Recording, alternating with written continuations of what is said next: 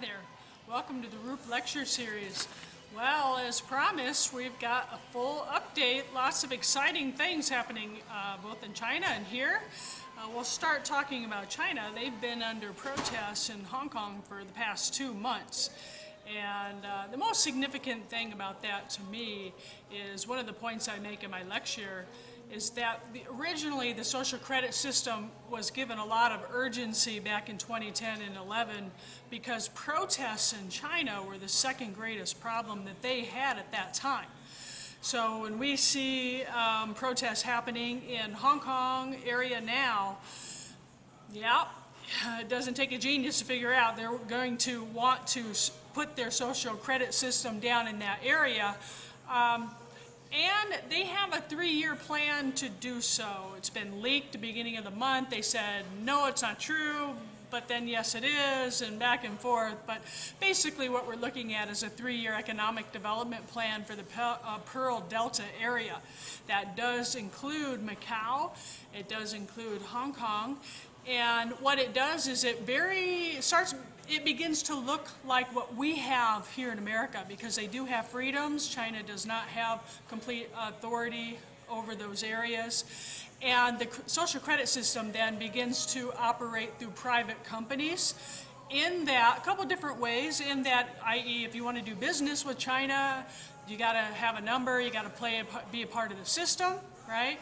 And then anybody that is a customer of that company, well, then they're going to be roped into it. So that's, different ways that it happens. But the interesting thing there, again, is that it becomes like what we have here in the West. I've long maintained that there's an impact that we have it here, too. It just looks a little differently because we've got private companies that are collecting the data, assigning out, making their assessments based on the data, using their algorithms, and they're not under the thumb of the government, but that is where we're headed to next, because what we're finding, jumping on our side of the pond now, we're more and more lawsuits are happening, cropping up every day. We have unionization, task force are being developed in the legislature, congressional scrutiny, we have social media summits, all sorts of activity now on our end of it because these companies are so big. They do have so much power and control, in our case, the narrative. So let's look at that a little bit. Recently, Facebook was given a $5 billion fine, which seems like a lot, by the FTC until you realize they made $15 billion in revenues last quarter alone. They made $22 billion in profits last year. So they're just, the fines are irrelevant. And they have demonstrated, it's probably pretty funny on their part because their stock actually went up that day. They made more money on that day that they were issued the fine. And it was probably funny for them, but they also have demonstrated they're not a company anymore. It's an enterprise, it's too big, it's like a public service now. And it's not surprising, many people are starting to talk about what do we do about this? Break up the companies, legislate, how do we go about this? One of those people is Chris Hughes.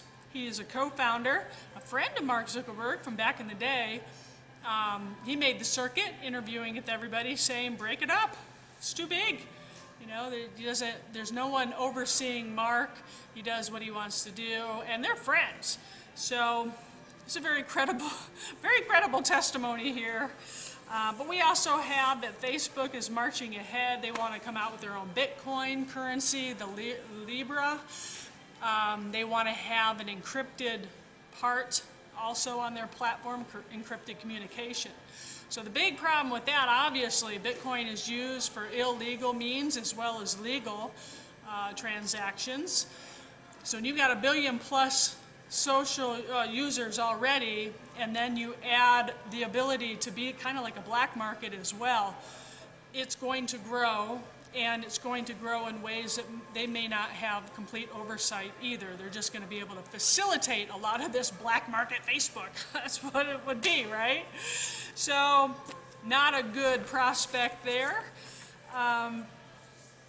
In other news, we're looking at YouTubers big name YouTubers, a lot of subscribers, over 1 million, are now partnering with the largest union in Europe, IG Metals, and they're demanding transparency. So they're kind of banding together here to see if they can force some of this transparency from the YouTube corporation, Google, right? They have by the end of the month for a response some movement in that. I have a feeling we're going to see more and more lawsuits. The big issue is demonetization, that YouTube is basically discriminating. You know, they're just pulling off demonetization, the ability to make money off your videos through advertising. And, you know, they're making a lot of money. Some of these guys are making a lot of money. When you work out the equation of how much they can possibly make, some of them are making $300,000 a year. So that's a lot of money.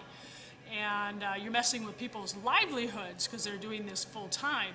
So it's kind of taken on its own, its own beast now. And I'd be very curious to see if they can continue to, you know, have that much control over these types of people. I mean, those are essentially employees. So be very curious to follow on that one.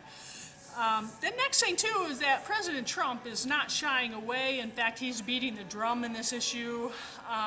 He's made the claim, as many, that it's been partisan in the censorship. And so he had a social media summit at the White House in July. Ruffled a lot of feathers. You get people in the mainstream media then that are very, you know, they don't want to give legitimacy to a lot of these YouTubers and what have you.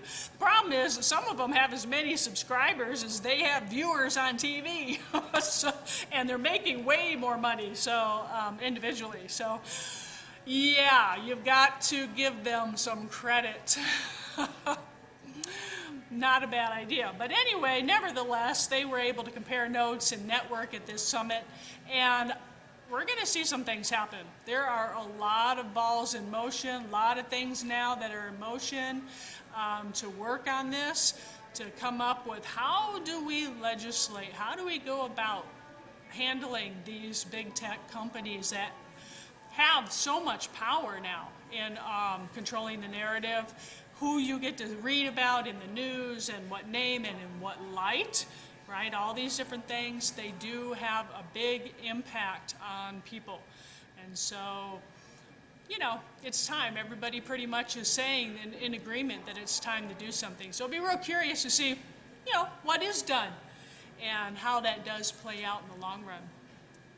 Lastly, this is the most exciting thing actually for me.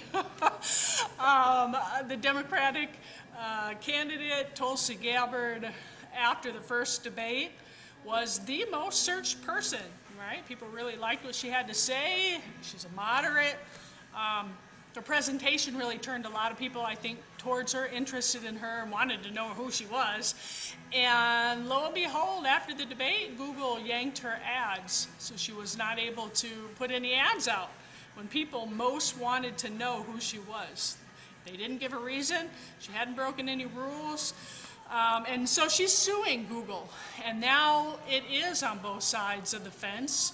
We are seeing, you know, that's pretty blatant.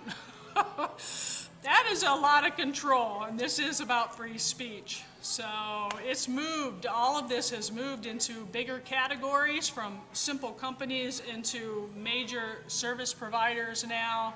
It's kind of like how, you know, the phone was back in the day when we had monopolies in different industries, right? We're reaching that point.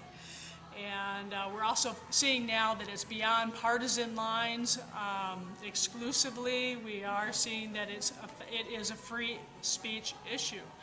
And so exciting times. We are glad that you're along with us for the ride. I'm inviting you to come to our panel discussion at Ferris State University in October. It'll be the 15th. And we're going to have some good people there. We're lining them up for you. Hopefully get our big hitters that we want, and lots of people to be able to speak into these, what's happening, and give us the latest and current most information on that. So looking forward to it, and want to invite you to come along. So we'll talk to you again real soon. Bye-bye.